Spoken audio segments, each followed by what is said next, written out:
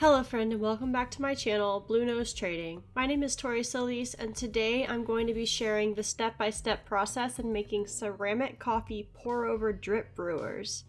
I'm starting out with around 1¼ pound of clay to throw on the wheel. After centering the clay, I'm going to open up the clay. Before I start to pull, I'm going to portion off a flat section of the clay for the base of the brewer. I want this base to be a bit thick as I will need space to cut the pieces off of the bat and to trim the bottom. The final part here is to pull and shape the inner walls of the brewer. A few days later, after the clay is dried to a leather hard state, it's time to trim these pour-overs.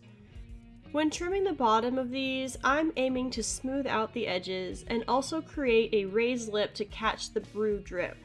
This lip will keep the coffee from running across the entire bottom of the dripper and over the sides of your mug, which would be very messy and really just not great. I use a small hole punch for the bottom of the brewer.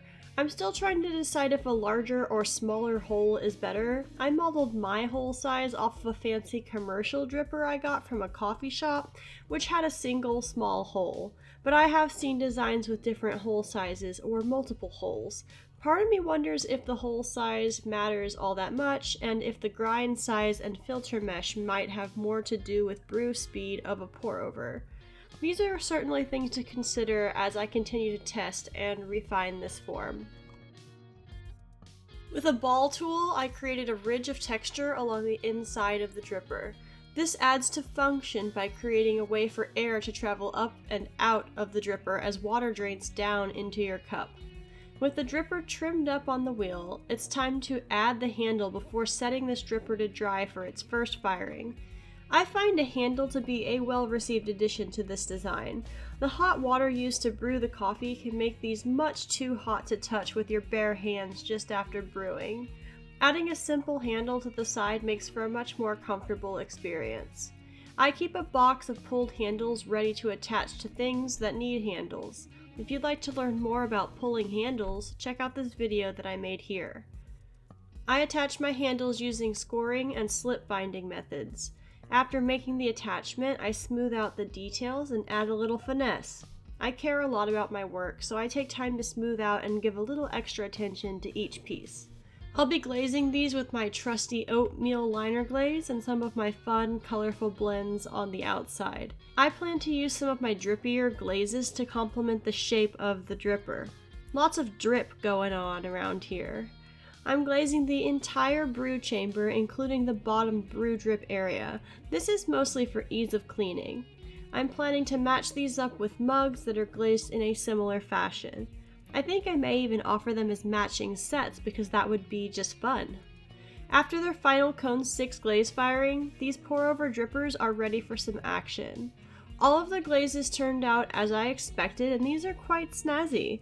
The drips look great, and most of them caught just the right amount of melt and gravity for that perfect drip look. These match the style of my regular mugs well, and I really like the way they look as sets. The next logical step is to make a cup of coffee for a fancy outro, but I'm a little bit of a silly goose, so things didn't go quite as planned. First thing is putting a size 2 filter in the dripper. I think a size 4 may have been a better fit, as these came out a little bit bigger than I was originally thinking, but I only had size 2 on hand, so here we are. Admittedly, a bit of prep work did go into the outro. The water kettle is preheated and the coffee beans are pre-ground. Funny thing, actually, the grinder was set much too fine, and that gave me a bit of a spoof when I went to make my pour over because it took a really long time to drain because of the really fine grind size. A bit of a coarser grind fixed that right up and would have made for a better overall ease of brewing. Speaking of brewing, I'm making a cup of Waxwing all-purpose coffee from Red Rooster Coffee, a small batch roaster out of Floyd, Virginia. For a limited time, Red Rooster Coffee is a featured roaster in the Blue Nose Trading Cafe at bluenosetrading.com, which is a section of my website that aims to bring you tasty beverages from small businesses all across the United States. For current available coffees, teas, and ceramics, visit my website, bluenosetrading.com. If you'd like to stick around for a weekly art video, be sure to subscribe to my channel, Blue Nose Trading. Thank you so much for tuning in this week. Remember that you have great ideas that are worth exploration, and take some time to take in the good stuff. And I will see you in the next video.